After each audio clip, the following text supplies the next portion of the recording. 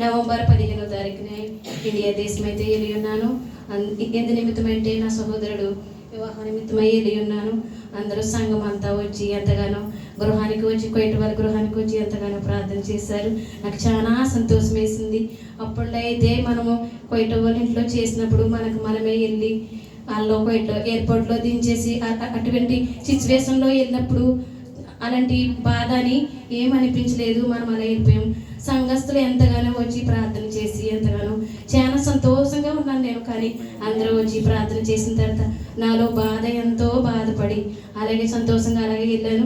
అన్ని విషయంలో కూడా దేవుడు మరి ఎంతగానో కనపరిచాడు. కార్యములు అన్నింటి విషయంలోని మా బ్రదర్ వివాహం విషయంలో కూడా అన్ని వీటిలో కూడా దేవుడు వాతావరణం విషయంలోని ఆర్థిక సంస్థలోని అన్నింటిలోని దేవుడు ఎంతగానో బలపరిచాడు. అందులోకి మన భూషణ్ గారు ఫ్యామిలీ కూడా వచ్చి ఉన్నారు. మరి నేనైతే అందరిలో మరి చూడలేదు. సహోదరి వదిన గారు అయితే మరి దగ్గరికి వచ్చి పలకరించారు. బ్రదర్ గారు వాళ్ళందరూ ఫ్యామిలీ అందరూ వచ్చారు. నాకు చాలా సంతోషం వేసింది. మనం ఎక్కడో ఒక దేశంలో ఉన్నాము కానీ అందరము సంఘంగా ఏర్పడి అందరూ చెప్పినట్లే ఎంతగానో వచ్చినందుకు సహోదరి అందరికీ నా ప్రత్యేక వందనాలు. అలాగే విజయ్ గారి ఫ్యామిలీ కూడా వచ్చి ఉన్నారు. అలాగే లలిత ఫ్యామిలీ కూడా చాలా సంతోషం వేసింది మరి నాకు. అలాగే నేను పెళ్ళైతే అయిపోయింది. తర్వాత మరి నా తల్లిగారి విషయంలో నేను చాలా బాధపడ్డాను. 2 కోళ్ళకి అయితే చాలా కళ్ళు కలపండి అంత కనపడలేని స్థితిలో ఉన్నప్పటికీ నాకు చాలా బాధ వేసింది. వివాహం అయితే అన్ని నామముల కన్నా ఘనమైనది. ఈ రోజున దేవుడు కూడా గొప్ప బహుమానాన్ని కూడా ఇచ్చి ఉన్నాడు. దేవునికి వేలాది వందనాలు స్తుతులు. అలాగే నా తల్లిగారి విషయంలో కూడా ఆపరేషన్ విషయంలో కూడా ఎంతగానో నేను టెన్షన్ పడ్డాను. తల్లిగారికి కూడా చాలా ఆరోగ్యం కూడా చాలా బాగుంది. వేరే కన్ను కూడా చేయించాలని డాక్టర్ అమ్మంది. నేనైతే ఇప్పుడైతే నేను ఇండియాకి మళ్ళీ జనవరి 20వ తారీఖున అయితే వెళ్తున్నాను డాక్టర్ అమ్మ. ఇలా అంటే అసలు అయితేనమ్మా 6 నెలలు అయిన తర్వాత చేయించండి అన్నారు. అలాగే నేను ఉన్నాను కాబట్టి నా తల్లిగారికి ఏదైనా నెలైనా చేసి పెట్టాను.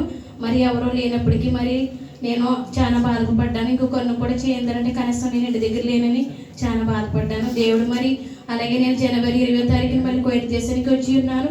మరి ఇండియాలో నేను 4 రోజులు ఇంకా వస్తాననిపించింది. నాకు కొద్దిగా జ్వరము అలా వచ్చింది. ఆర్ఎంపీ డాక్టర్ దగ్గరికి వెళ్ళాను. నేను వెళ్ళిన తర్వాత ఇండిషన్ చేసి ట్యాబ్లెట్లు అవి ఇచ్చారు. బాగానే ఉంది. తెల్లవారు లెగిసి నేను చాలా పని చేసుకున్నాను. తర్వాత మళ్ళీ కోయిట దేశం వచ్చాను జనవరి 20వ తారీఖుని.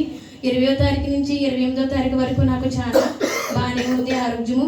29వ తారీఖు నుంచి చాలా బలహీనతం అయిపోయి చాలా బాధపడి చాలా ఫీవర్ వచ్చేసి తల బాధ వేదనతో చాలా బాధపడి అలాగే నేను ఏడుతా అలాగే విజయ్కి అలాగే లలితమ్మకి ఫోన్ చేసి చాలా నాకు బలహీనతగా ఉంది అని నేను చాలా బాధపడ్డాను.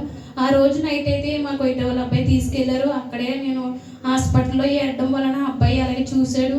అలాగే టెస్ట్లో 2-3 డాక్టర్లు కూడా చూశారు. ఇండిషన్ అయి చేశారు. ట్యాబ్లెట్లు ఇచ్చారు. ఇంటికి వచ్చి వేసుకున్నాను. అయినా నా పరిస్థితి ఏం పోలేదు. ఇంటి దగ్గర ఉంటే ఎవరైనా కొంచెం మంచి నీళ్ళైనా అయ్యనే ఇస్తారని చాలా బాధపడ్డాను. అలాగే నేను ఎంతగానో ఏడిసి అలా ఫోన్ చేసి ఎంతగానో కన్నీళ్ళు పెట్టుకున్నాను. అప్పటికప్పుడు విజయ్ కుమారి అలాగే సహోదరి విజయ్ గారు అలాగే మరి లలితమ్మ కలిసి మరి ఆ రోజునైతే ఎయిర్పోర్ట్కి అయితే వెళ్తున్నారంటే కళ్యాణ్ అన్నయ్య మరి అయితే నాకు తెలియదు. అన్నయ్య గారు మరి ఆ టైంకి ట్యాబ్లెట్లు తీసుకొచ్చి ఇచ్చి చాలా మరి నాకు ఆ టైంకి ట్యాబ్లెట్లు వేసుకున్నాను కాబట్టి నాకు చాలా బాగుంది. రేపటికల్లా నేను కొంచెం అంత నార్మల్ అయ్యాను.